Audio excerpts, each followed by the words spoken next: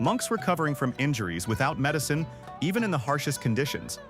You see a Tibetan monk kneeling on a cold stone floor, his ankle swollen from a misstep during morning training. Instead of reaching for herbs or resting immediately, he closes his eyes, draws a slow breath into his lower belly, and heat begins to rise under his skin, warmth spreading exactly where the pain is. In this video, you'll discover how Tibetan monks heal their bodies using ancient methods that combine internal heat, bitter herbs, physical manipulation, and mental training techniques designed not to numb pain, but to reorganize it at its source. And this matters because most people treat injuries only after they worsen, while monks repair them from the first moment they appear. I'm sharing this because I spent years thinking healing was about rest or medicine, until monks showed me how recovery begins with the way you relate to your own body. But the most surprising part is this: their healing doesn't start with herbs or heat. It starts with a cultural training that makes their bodies far more resistant to injury in the first place. Before monks learn how to heal injuries, they learn how to avoid them, not by avoiding effort, but by building a body that breaks less easily. In Tibetan monasteries, resilience is not a bonus, it's a requirement. The environment is harsh: thin air, cold winds, steep stone paths, long hours of physical work. A weak or untrained body would suffer constant injuries. So monks develop a relationship with their physical structure long before they ever think of medicine. From the moment a novice arrives, his days are filled with slow, repetitive movements that look simple but condition the body in ways modern training often ignores. Carrying water up long staircases teaches ankle stability. Sweeping courtyards with wide, deliberate arcs teaches shoulder endurance. Sitting cross-legged for hours strengthens deep postural muscles that most people never engage. These aren't workouts, they're lifestyle patterns that fortify joints, tendons, and connective tissues through daily use. But more important than any exercise is the cultural attitude toward the body. Monks don't treat the body as fragile, they treat it as adaptable. When discomfort appears, stiffness, soreness, fatigue, they don't panic or stop immediately. They observe it, they shift posture, they continue with awareness. This teaches the nervous system not to interpret every discomfort as a threat, which in turn reduces the intensity of pain signals. Over time, the body becomes less reactive, more stable, and more capable of enduring strain without injury. In many monasteries, young monks walk barefoot on uneven stone for a portion of the day. This isn't punishment. It trains the feet, ankles, and lower legs to respond to micro-instability. The tendons strengthen, the arches adapt, the nervous system becomes more precise. A Western doctor once noted that monks who walk barefoot daily have lower rates of sprains than athletes. The body learns to read the ground instead of fighting it. Another key part of this resilience training is postural stillness.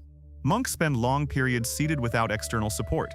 This forces the spine to find its natural alignment, strengthens the deep stabilizing muscles along the vertebrae, and reduces dependency on chairs, cushions, or backrests. A stable spine means fewer injuries everywhere else. When the center is aligned, the limbs follow. There is also an emotional component. Monks are taught not to catastrophize pain. When a novice feels a small strain during work, he doesn't immediately assume something is wrong. He brings awareness to the area, breathes into it, and continues lightly.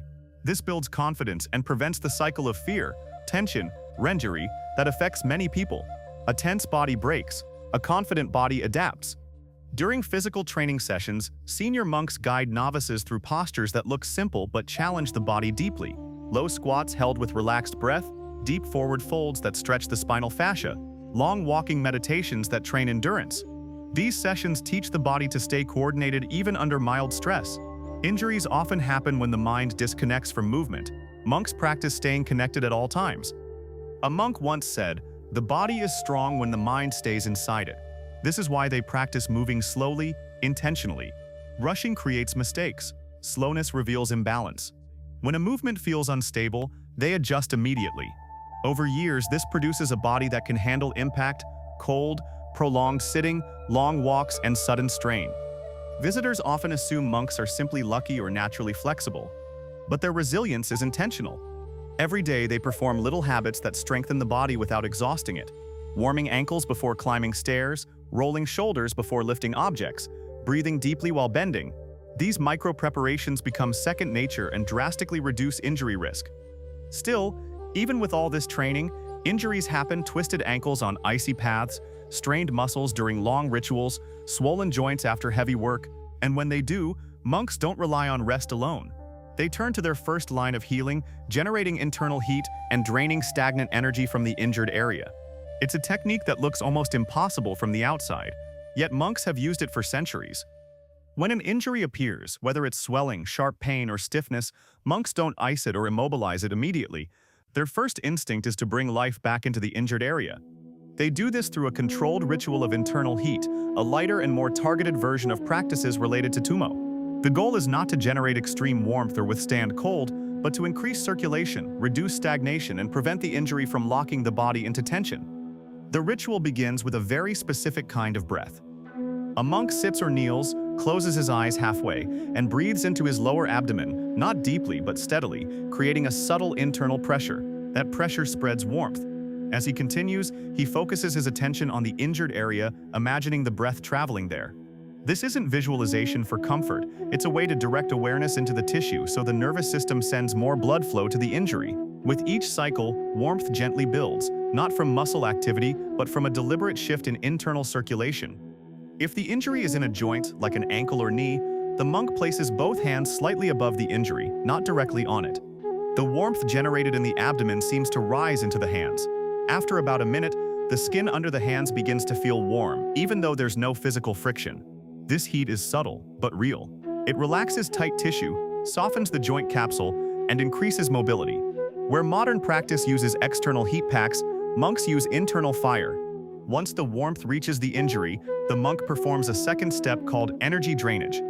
This is not mystical, it is a method of directing tension outward so the body stops holding pain in a fixed pattern. The monk moves his hands slowly down the limb, guiding sensation away from the injury and toward the ground. The movement is light, but the effect is significant. The nervous system responds by letting the muscles unlock. Circulation improves. The swelling stops growing. Many monks say that if they can perform the first heat ritual within minutes of the injury, the pain never fully takes hold. Some monasteries teach a version where the monk uses a soft rhythmic tapping around the injury while maintaining the inner heat. These taps aren't meant to stimulate the area directly, but to awaken the tissues around it, creating a kind of protective field. The tapping increases awareness, encourages lymphatic flow, and prevents inflammation from spreading. In more severe injuries, monks perform a focused version of internal heat called drawing fire. The breath becomes shorter, the pauses slightly longer, and the attention more precise. This creates a concentrated warmth localized in a small region, never burning, never intense, just steady and penetrating. It helps reduce stiffness, increases pliability, and prepares the tissue for further intervention. Monks also avoid something that modern people do constantly, bracing. When someone gets hurt, their immediate reaction is to tighten everything around the injury. Monks do the opposite. They soften the surrounding muscles through breath. This prevents secondary pain from forming and helps the body heal more efficiently. A tense body restricts blood flow. A soft body invites repair. Visitors have witnessed monks with twisted ankles stand, breathe, warm the area, drain the tension downward, and after a few minutes take small steps without grimacing. The injury isn't magically gone. It's simply prevented from spiraling into inflammation and fear. The nervous system learns that pain does not mean danger. This accelerates healing dramatically. The ritual of internal heat is the foundation of monastic injury care. But heat alone is not enough. Once circulation is restored and the pain softened, monks turn to the next step in their healing system, the use of ancient herbal mixtures and ointments prepared in ways that have been passed down for centuries. These mixtures don't just soothe, they activate the body's natural repair mechanisms in ways modern medicine often overlooks. Once the injured area is warmed and tension begins to release, monks move to the next layer of healing, the plants and minerals of the mountains. Tibetan herbal medicine isn't designed to mask pain. It is designed to stimulate circulation, reduce stagnation, and restore the body's natural flow of energy. The formulas are simple, but the ingredients are powerful, and the way monks apply them turns each remedy into a physical ritual. One of the most iconic ingredients is juniper oil. Monks prepare it by crushing juniper berries and needles, then slow cooking them over low heat until the oil becomes dark and aromatic. This oil is believed to penetrate deeply into muscle tissue and warm it from within. A monk rubs it into the skin around the injury, not directly on swelling but in the areas just above and below it. This pulls blood toward the injury and helps the tissue recover without overwhelming it. Another essential ingredient is Himalayan black salt. Unlike common salt, it carries minerals that monks believe help draw out cold from the body. They heat the salt in a dry pan until it becomes warm, Then wrap it in thick cloth and press it around the injured area. The heat is subtle but steady, and the salt's mineral scent seems to calm the nervous system. This warm compression both soothes and stimulates, keeping the injury active instead of allowing it to freeze into stiffness. Then there are the bitter herbs. Tibetan culture holds bitter flavors in high regard because bitterness wakes the body without stimulating it. Monks grind dried herbs like artemisia, rhodiola, or wild dandelion root into powder. Mix them with warm water or oil and create a paste. This paste is applied in thin layers over areas of tension, not to numb but to provoke circulation. Bitterness signals the body to mobilize. It pulls the blood into motion. But perhaps the most famous of all Tibetan remedies is Yortsa gunbu cordyceps. This fungus, found only at high altitude, is rare and highly valued.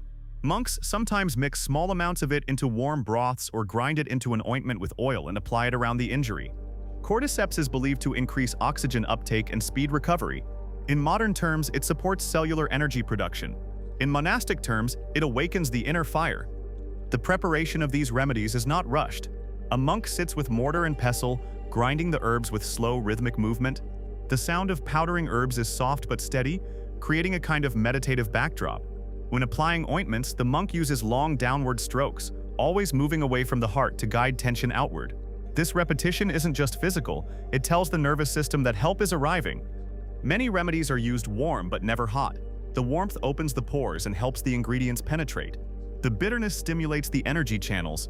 The oils soothe and bring flexibility. A monk once explained, cold closes the injury, warmth teaches it to breathe again. Some monasteries even make herbal steam. They boil bitter plants and let the injured limb hover above the steam, not touching it, just receiving the vapors. The steam carries the essence of the herbs into the skin and loosens the tissue from the inside. It's a technique used especially for joint injuries and deep muscle strain. But herbs and ointments are only part of the story. Once the tissue is warm, active and responsive, monks move to a far more physical technique, one that looks intense but has been refined over centuries. It involves impact, friction, stretching, and realignment. And when combined with the internal heat and herbal support, it becomes one of the most effective injury treatments in the monastic world. Kuk Nai is the physical backbone of monastic healing. It looks intense, almost strange to an outsider, but it is one of the oldest and most refined systems of body manipulation in Tibet. Monks don't use oils to glide over muscles like in Western massage. Instead, they combine three elements: impact, friction, and stretching to wake injured tissue, release stagnation, and realign the body with surprising precision. A session often begins with rhythmic impact, not punches or strikes but small controlled taps delivered with the fingertips or the side of the hand. The monk taps around the injured area in circles, gradually moving closer without touching the exact point of pain. This tapping creates vibrations through the fascia and muscle, encouraging fluid movement and relaxing protective tension. The body responds almost immediately. You can see the skin begin to flush as circulation rises. Then comes friction. The monk presses the palm or the heel of the hand into the muscle and drags the skin in slow, firm strokes. This technique is meant to separate layers of tissue that have stuck together after injury. Modern therapists might call this releasing adhesions. Monks think of it as clearing blocked wind, wind being a Tibetan term for internal movement and vitality. The friction generates heat, enhances mobility, and restores smooth sliding between muscle layers. Next is alignment. Unlike yoga or physiotherapy, which rely on long stretches, Kuknai uses short, intense pulls. A monk holds a limb, takes a slow breath, and during the exhale gives a brief tug in a very specific direction. It's not forceful, it's precise. The idea is to reset the joint's natural position and remind the body how it's supposed to move. After a correct pull, people often feel an instant release in the surrounding muscles, as if a knot has been undone. During these manipulations, the injured person does not remain passive. Monks instruct them to breathe in ways that support the movement. When the practitioner applies friction, they inhale softly. When alignment is done, they exhale. This sync between breath and manipulation allows the nervous system to relax during the movement instead of resisting it. It also reduces pain dramatically. Kuknai practitioners also use deep kneading in areas where tension collects after injury, especially around the spine, hips, and shoulders. They use their knuckles, elbows, or even the edge of their forearm to apply controlled pressure. The goal isn't to push through pain, but to stimulate areas the body has numbed from prolonged tension. When sensation returns, healing accelerates. What surprises most people is how monks can handle seemingly severe injuries without flinching. Part of that resilience comes from Kuknai. The method doesn't just treat injuries, it teaches the body to accept pressure and movement even when uncomfortable. This reduces fear, and fear is one of the main barriers to healing. When the body learns that pressure is safe, it stops guarding the injury so aggressively. Young monks undergo kuknai treatment during training, not because they are hurt, but because it conditions their tissues to withstand impact and strain. Over time, their bodies become flexible, durable, and quick to recover. Kuknai creates a kind of physical intelligence in the muscles and joints, teaching them how to respond gracefully to stress rather than tightening defensively. Despite its intensity, kuknai is always performed with sensitivity. Practitioners pay close attention to breath, subtle reactions, and even the temperature of the skin. If an area feels cold, they know circulation is blocked and needs warming. If a muscle twitches, they adjust the angle. Their hands read the body like a map, sensing where energy is stuck and where it needs to flow. But even with impact, friction, and alignment, there is a deeper layer of healing monks focus on, one that addresses the root of many injuries, the way the body carries itself. Tension, misalignment, and collapsed posture are silent contributors to pain. And in the monasteries, correcting the frame of the body is just as important as treating the injury itself. Long before an injury becomes serious, monks look at the frame of the body. They believe that most pain doesn't begin with impact. It begins with posture. A collapsed spine, tight hips, uneven shoulders, or a tilted pelvis can create weaknesses that make injury almost inevitable. So alignment is not optional in monastic life, it is woven into the daily routine. And unlike yoga or modern stretching, these alignment rituals are simpler, sharper, and deeply focused on resetting the body's structure without forcing flexibility. Every morning, monks perform a sequence of quiet corrections. They stand barefoot on stone or packed earth, feeling the ground with all 10 toes. The ritual begins with the spine. A monk places one hand on his lower back and the other on his sternum, lifting gently from the crown of the head. The movement is small, almost invisible, but it lengthens the vertebrae and wakes the muscles that keep the spine upright. Instead of bending or stretching, he stacks the bones. This creates stability from the inside. Then they unlock the hips. Monks rotate each leg outward and inward slowly, feeling for any resistance. This movement isn't meant to stretch the hip, but to wake it. The hip joint becomes responsive, bringing warmth and mobility to an area that often tightens from long sitting or heavy work. A relaxed hip means less strain on the knees and lower back, and monks know this intuitively. Shoulders come next. A monk rolls them backward, letting the chest open naturally, and drops them gently down the back. The chest doesn't puff up, it widens. The neck lengthens. This simple correction prevents tension that often leads to headaches or upper back pain. When shoulders hang freely, the spine can move without restriction. These alignment rituals also include subtle twists. A monk stands straight, places his palms on his ribs, and rotates slowly to the right then the left. The goal isn't to push the twist but to feel where the ribs resist. When he finds the resistance, he breathes into it, and the ribs soften. This opens the intercostal muscles and makes breathing fuller, which helps oxygenate tissues and speed healing. Another key part of monastic alignment is the training of the feet. Monks believe that the way the feet contact the ground determines the stability of the entire body. They spread their toes, shift weight gently from heel to ball, and feel how each position changes the alignment of the knees and hips. This awareness gives them a foundation that protects the joints above it. Visitors often notice monks standing with perfect posture, not rigid, not military, but effortlessly upright. This is the result of years of micro-corrections. A straight spine does not come from forcing. It comes from teaching the body to remember its natural shape. When the frame is aligned, injuries heal faster because the body isn't fighting itself. After alignment practice, monks often report feeling light, as if the tension that weighed them down has evaporated. In reality, they've simply placed their bones where the muscles don't need to struggle. Without extra effort, the body can dedicate more energy to repair and less to bracing against imbalance. But even with perfect alignment and the best physical techniques, healing is never just physical. Pain is not only sensation, it is interpretation. And monks have a completely different relationship with pain than most people. They don't fear it, they don't fight it, they don't identify with it. Instead, they train their minds to see pain as energy in motion, something that can be guided rather than endured. That final piece, the mental training of pain, is what completes their entire healing system. For monks, pain is not an enemy, it is a signal, a movement of energy, something that appears, changes, and disappears, just like thoughts or emotions. This perspective changes everything, because when pain is no longer seen as a threat, the body stops reacting with fear, tension, and resistance. And without those reactions, pain loses half of its power. Monks learn this from a young age.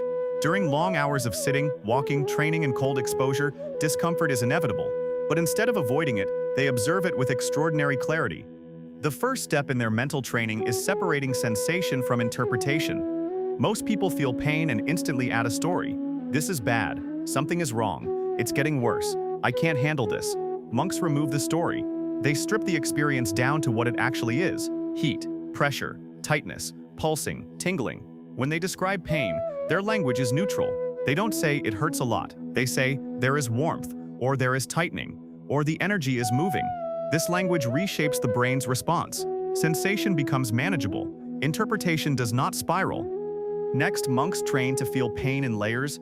Instead of resisting it, they move their attention deeper. They notice the outer layer, the sharpness, then the layer underneath, the heat, then the layer beneath that, the pulsing. Sometimes, after a few breaths, the pain changes shape entirely. It becomes a vibration, a spreading warmth, or a dull ache. When a sensation changes as you observe it, you realize it is not fixed, and when it is not fixed, it is less frightening. There is also a technique called riding the breath. When pain spikes, monks inhale slowly into the sensation, not to breathe it away, but to make space around it. On the exhale, they soften the surrounding muscles. This prevents the common pattern of clenching that intensifies pain. Over time, the body associates exhalation with release, and the pain becomes less aggressive. In cases of acute pain, monks use a technique called redirecting the flame. They focus their attention slightly above or below the injured area, never directly on the center of pain. This widens their perception so the pain becomes one part of a larger field, not the entire field itself. When the mind stops narrowing onto pain, the experience becomes less overwhelming. Another method is observing the beginning and ending of pain waves. Instead of reacting to the peak, they trace how each wave rises, holds, and fades. This gives them a sense of control, not by altering the pain, but by understanding it. The mind becomes less reactive, the nervous system calms, pain softens. A monk once said, "Pain only becomes suffering when the mind holds it tightly." This is why monks don't grasp pain. They let it move. They treat it like wind crossing a valley, felt clearly but not captured. This approach reduces emotional resistance, which is one of the main amplifiers of physical pain. Without emotional resistance, the body stops bracing, circulation improves, muscles loosen, and healing becomes faster. Meditation is part of this training, but not the calm, peaceful meditation people usually imagine. Monks meditate inside pain. They remain still while the sensation moves. This teaches them that pain is not static or permanent. They see it changing second by second. When pain becomes movement instead of threat, it stops dominating the mind. This mental training doesn't eliminate injuries, but it changes the way injuries are experienced. And because the mind is calmer, the body heals more efficiently. There is less inflammation, less tension, less protective stiffness. The healing becomes cleaner. With this, the monks complete their system: a resilient body that resists injury, internal heat that wakes damaged tissue, herbal preparations that stimulate recovery, physical manipulation that realigns the structure, postural corrections that prevent future imbalance, and a mind trained to meet pain without fear. Taken together, these practices explain how monks heal injuries without relying on medicine, not through magic, not through force, but through an intimate understanding of how the body and mind interact. Monks don't avoid pain, and they don't fear it. They work with it. They listen to it. And because of that, their healing doesn't depend on medicine or luck. It depends on understanding. Every part of their system reflects this. They build bodies that break less. They generate internal heat to keep injuries from freezing into stiffness. They use herbs not to numb but to awaken. They manipulate the body to restore its natural structure. They correct posture so the frame supports recovery. And they train the mind so pain becomes movement, not threat. What makes their healing powerful is not complexity, it's precision. They intervene early. They observe closely. They refuse to let injury turn into fear, and fear is what slows healing more than anything else. When the body feels safe, it repairs itself faster. When the mind is calm, inflammation drops. When the posture is aligned, the tissues receive exactly what they need to recover. A monk once said, "The body knows how to return to balance. We only stop blocking it." And that is the essence of their approach. They remove the friction, physical, emotional, postural, energetic, that keeps the body from doing what it naturally wants to do: heal. They don't add more strain. They don't fight the pain. They create conditions where repair is the most natural outcome. You don't need a monastery to learn from them. You can warm an injury instead of freezing it with fear. You can realign your body with simple, consistent habits. You can use herbs, warmth, and touch to awaken stuck tissue. You can breathe into pain instead of bracing against it. And you can observe sensation without letting it become a story. When you begin to treat pain the way monks do, something shifts. Injuries no longer feel like crises. They become signals. Clear, manageable, temporary. The body softens instead of tightening. The mind steadies instead of spiraling. Healing becomes something you guide, not something you hope for. That is why Tibetan monks recover without medicine, not because they are superhuman, but because they know how to get out of the body's way so it can do what it was designed to do.